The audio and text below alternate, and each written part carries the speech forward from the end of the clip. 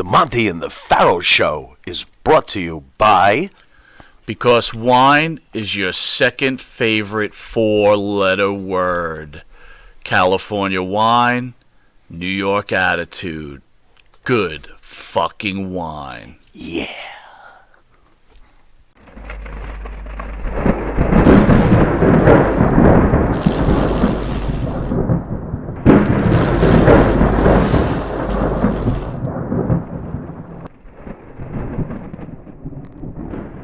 But I've been there so long that they accepted me and they just love me.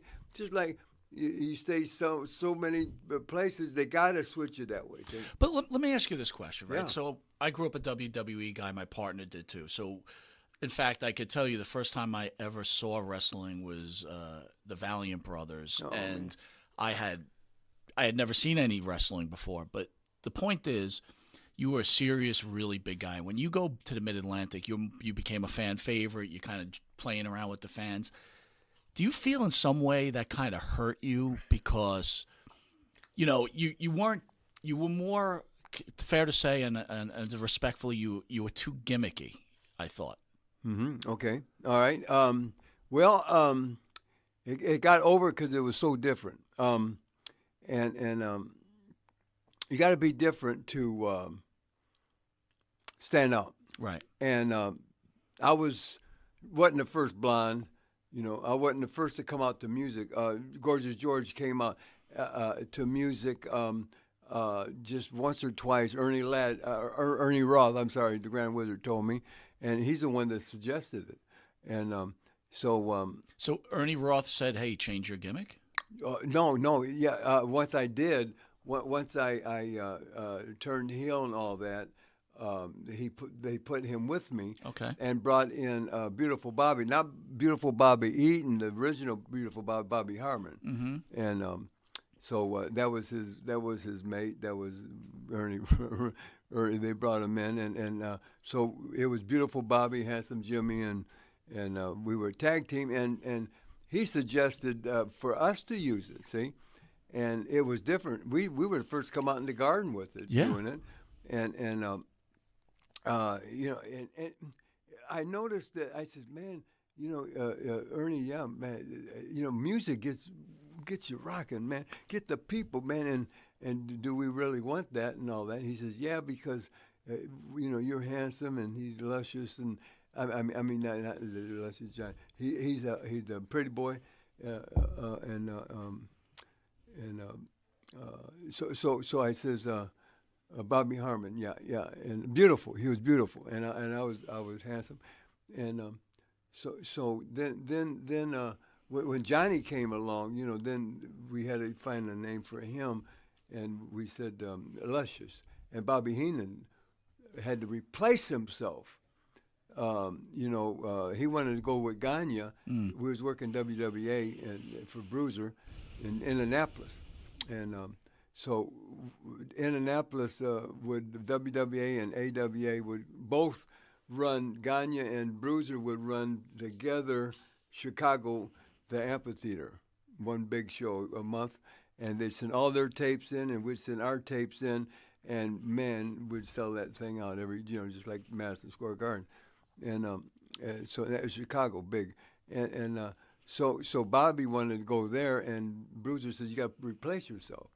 So he came up with the idea to bring. He said, "Hey," he said, "Jimmy, remember that guy? We'd go in the summertime. Me, Baron von Raschke, and Bobby, and Ernie Ladd a few times went with us after we worked Detroit. We worked Detroit, and we used to go to Cobo Hall for the Sheik, but Bruiser ran Detroit against the Sheik and at the Olympic Auditorium, and so in Chicago, in Detroit. Well, we'd stay over Saturday night and then go to London, Ontario, Canada, for the Bearman. And every summer, he would bring a crew in, you know, 4 or 5 of the good boys and from the States and the rest from Canada. And then he'd bring girls in, and it was the Bearman, Dave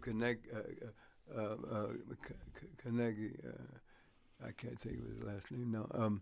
But Dave, Bearman, he had his own bear, and so he'd have the bear, and he'd bring midgets in, and just for the summer, and we would do all the hockey arenas because it was off season, see, and summertime, and so we'd do all the hockey arenas, and so we remember Johnny. He remembered Johnny.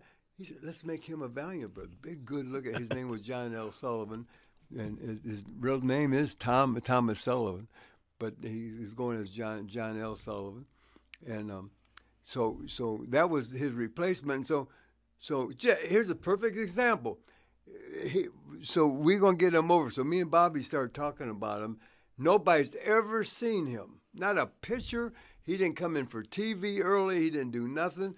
Didn't know what he looked like, nothing. All we did for a solid month, because we first shot was in the expo in Indianapolis, and that was our big show once a month.